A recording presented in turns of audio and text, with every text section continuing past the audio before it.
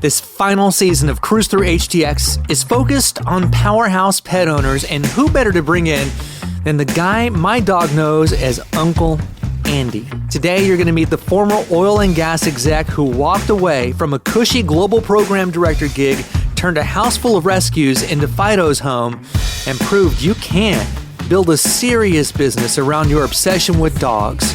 This episode of Cruise Through HTX is brought to you by my company, Speak Podcasting, a podcast production company that builds media empires for iconic businesses and nonprofits. If you want to launch a show, go to speakpodcasting.com to get the combo started. That's SPEKE podcasting.com. Andy and I go way back. Andy is the owner of a place called Fido's Home, and as you know, one half of the namesakes of Speak Podcasting will be Sparrow. Andy, we call him Uncle Andy at home because Sparrow goes crazy. I think you know this. I've sent you videos. I've sent you probably pictures. He whimpers when we're driving up to Fido's to Fido's home, and it starts when I say, "Hey, let's go see Uncle Andy." There we go.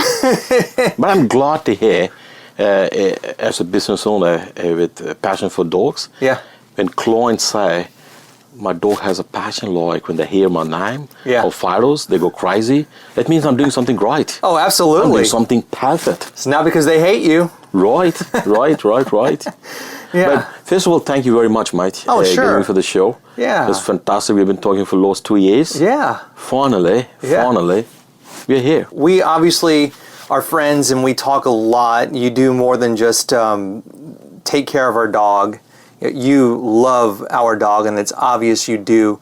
And then you and I talk before and after, so it's not like I'm not just dropping him off and picking him up. I mean, sometimes there might be an occasion where I'm in a rush, or you're in a rush, or both of us are in a rush. But we're talking and we're commiserating, and we're talking about business and life and our families and such. And one of the most interesting things that you told me is how you even started. You used to work oil and gas, right? I was at oil and gas for quite a number of years. Shell, BP, Oli Parsons.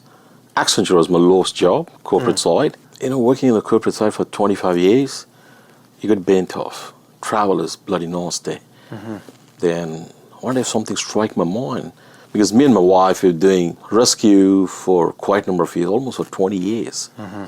We thought wait a minute, we have a bunch of dogs at home. How will I get paid? How many dogs do you have? Right now we have 8. That's it? At one point we had 16. Wow. 8 passed away in the last 11 years. We still have 8. No, 1 passed away, so we have 7 now. 7 dogs. Yeah. So we always say, right, how can you make your passion to a business?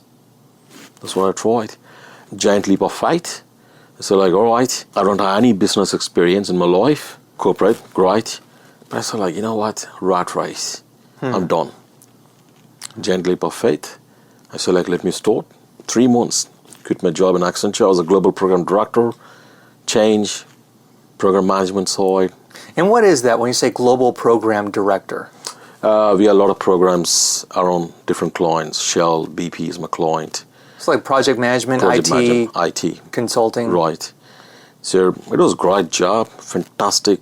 Travel was bloody nasty. Mm-hmm. Then we said, all right, let's give it a try. Yeah. We were lucky, passion, dedication. Luckily, we got something near my house, Fido's. Mm-hmm. We opened up. First week, we were full. Thanksgiving. Well, that's a great week to debut your dog business. Absolutely. We started on 15th of November 2014. Yeah. We were full. So that was your first week, and then I imagine you started advertising that you were coming soon. Absolutely. What, about 90 days before, or not even that? 2 months before. 2 months 60 before, days. 60 days before, wow. Right from idea to implementation was 90 days. So you had 30 days before you announced it. Absolutely. 30 days okay, I know I'm going to have a dog business. It's going to be called Fido's Home. Yep. It's going to be pet resort, doggy daycare. That's about it. And there's nothing like it in our area. Nothing nearby. Yeah. So we provide boarding, grooming, and daycare, all 3. So, for the important part here is any business, right? Our owner should be vested. So if your owner is vested, people like it. I'm the brand. People come because Andy is there, and you provide a good service. Always you go extra mile for your clients. Yeah. And for example, like we do grooming, right? So teeth brushing the teeth, most places they charge $15, or grinding nails $20, $35. I do free of charge. She's kind of like for the clients. I say, hey, I go there for grooming. I say $35 every single time. So you make your clients as a friends. It takes you a long way. Yeah. That's a success for a good business. Yeah. Because you can't treat everyone like a dollar sign. Yeah, and plus it just starts to kind of get a little weird when it's transactional. Right. And it's nothing more than, hey, how are you? Good, thank you. All right, have a nice day. How long does it take? How long bloody takes, right? A smile and tell the clients, how's your day? It's great, fantastic. Yeah. So every second Saturdays we have a barbecue, or we have a beer, rum, clients come over. So it's kind of like mingle. It's great. We do low-cost vaccinations once in 3 months. It's been great. So we've been there for a good 10 years now. So back to having 16 dogs. What did they teach you that, if you were to think about it right now, what did they teach you about how you're operating this business that services dogs? Patience. I imagine you have to have a lot of that if you have 16 of them in your house. Patience, and you need to be strict with dogs. Same like kids, right? Kids talk back, dogs don't talk back. But it's same. But do your regulars like to manipulate you? I may or may not be asking about Sparrow. do they manipulate you? Because some dogs do. You see the ones on Instagram. Oh yeah. Like how often does that happen? It happens all the time. The dogs, really, the tricksters. Oh man. See, let's take an example, right? As for the little toys, the little ones are the notorious. Oh, are they really the worst ones? Like Chihuahuas, Maltese, Schnauzers. The mum, they come and cry. I could see it's a bloody lie on the dog's face. I could see. He looks at me in the side. Yeah. Oh, look at this. This is how I get all my treats. I said, like the mum said, like, Andy, make sure he eats this food. If not this, I said, Michelle, the size of your dog is this size. You have this size bag. Andy, that's not funny. If not this, you got to feed him.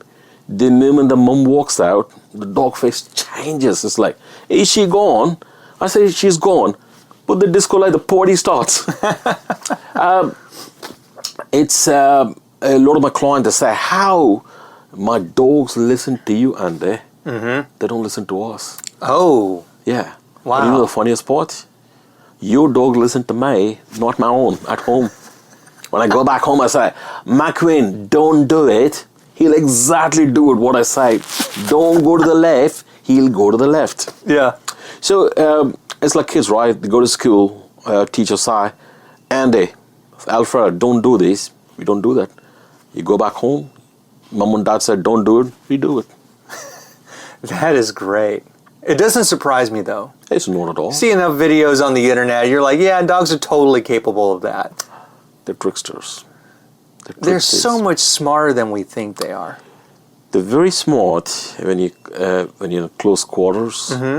They know every single stuff coming out of your bloody mouth. But they filter what they like. Yeah. The rest passes through up. Yeah. So, but in short, it's a great business. You need to have a passion. Important thing in dog business, your passion. Any business. Yeah. A leap of faith, and have faith in you and your employees. You can do it. If I can do it, anyone can do it.